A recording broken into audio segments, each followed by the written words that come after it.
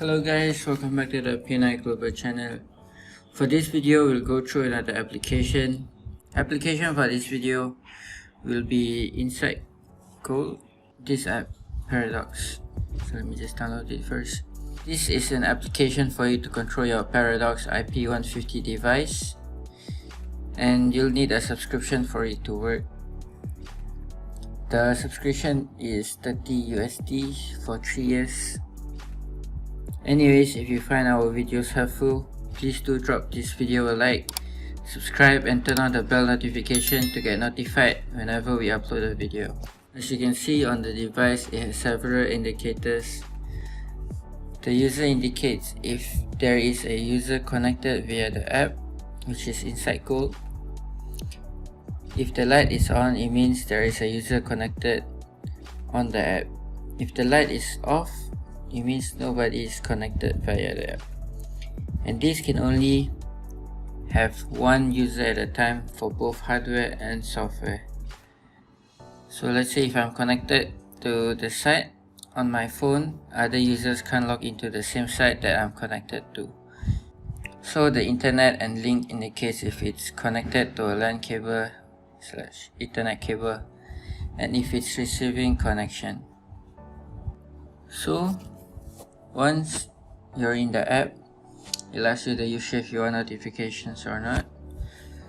So for this, I recommend to allow notifications because it notifies your phone whenever the alarm is turned on and if the alarm is triggered. So I just hit allow on it and the usual terms and agreements. Scroll the way down and hit continue. Okay, so this screen will it'll just pop up whenever you're on the app. So I just hit continue, but you can just hit exit or got it. And here it asks you about Biometrics Login for future logins. So what this is if your device have Face ID or fingerprint, once you log into the site after you key in once, your future key-ins will no longer need the code. It'll automatically log you into the site without the user code. And this option is, let's say you hit no now, you can set it back on this tab over here, your top right, settings and biometric login. You can just on or off it. I'm just gonna leave it on because it's more convenient. So as I mentioned, if you have your biometric login on, let's say I tap on it, it'll ask me for the user code because it's my first time logging into the site. So after I key in the user code, for all my logins, it won't ask for the user code anymore. But if this biometric login is turned off, every time you try to log into the site, it'll ask you for the user code. Like for example, look, it'll keep asking for the user code. That's why I recommend to have this on as well, because it's more convenient. So to add a site, you simply hit on this plus button on the top right. Then you enter your site name. For in this case, I'm just gonna put test, your site ID and your swan email.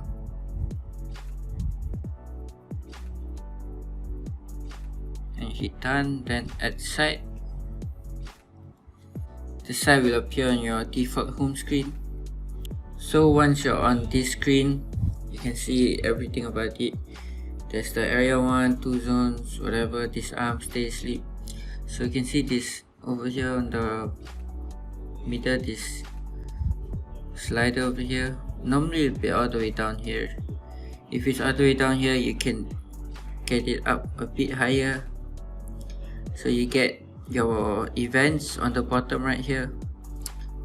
So let's say if I hit on stay, and look, main door and kitchen door are open, but I can force arm.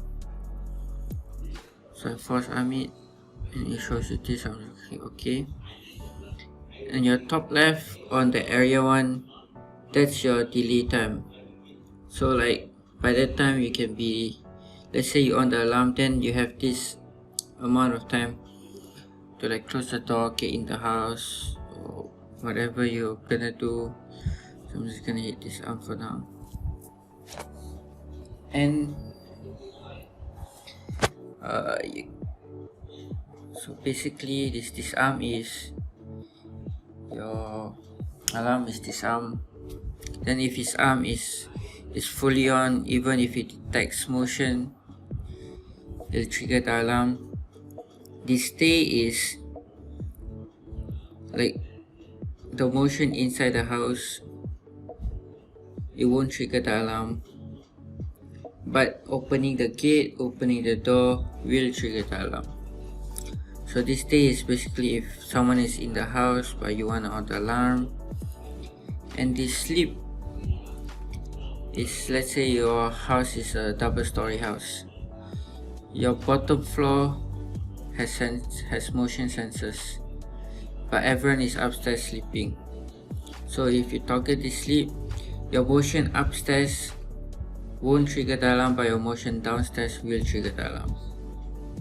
Same as the stay feature, but the stay feature is all motions won't trigger the alarm. And this arm is basically if nobody is at the house, let's say detects the motion, it'll trigger the alarm. And if the door opens, gates open, alarm will trigger. So on this middle section here, where you can see the hashtag 1, hashtag 3, 2, 4, front motion, kitchen door, main door, and sliding door. You can see this close, like just now when I hit stay, look, it says main door and kitchen door are open. So if I bypass these two by clicking on this button over here, say I bypass the kitchen door and the main door. So now if I were to hit it on stay, it won't ask me anything. And these doors are bypassed. So if my stay is on, but this is on bypass, it won't trigger it because it's bypassed. So I'm just gonna disarm it and on it back. So this PGM shortcut, this PGM feature is basically we don't have a unit to demo this, but you can connect it to, let's say, your lights, your fan, like whatever. You can just on off it from the app. And over here you can click on, you can check out your billing. So here you can see about your, as I mentioned, you need subscription for this, so you can see the remaining days and your renewal date and so on. Alright, so for this panel user setup, for here basically is you have the master user, which has full access to everything, and a panel user. So what this is basically you can hit on it like system master, then you can change the code, you can change the name, or let's say if you want to add a user, you click on this plus button, you can put on a name. So let me just put a test and then the user code for that user. So I'll just put and the number. So once you're clear, you can save. So you'll have 3 users now. Let's say if you have multiple people, you want to add different code for different people, so you know who logs into the site or who arm or disarm the system. You can have different code for each people, so you'll know who did what. So for this, and if you want to remove user, just simply hit on that user you want to delete, hit this dustbin button or garbage button, it's the delete button. Yeah, delete user. So are you sure? Yes. And push notification is if you allowed enough notification just now, or you allow it for the app, but let's say you have multiple sites and you don't want this site to you don't want to get notification for this site, so you can off it for this specific site and have it on a different site.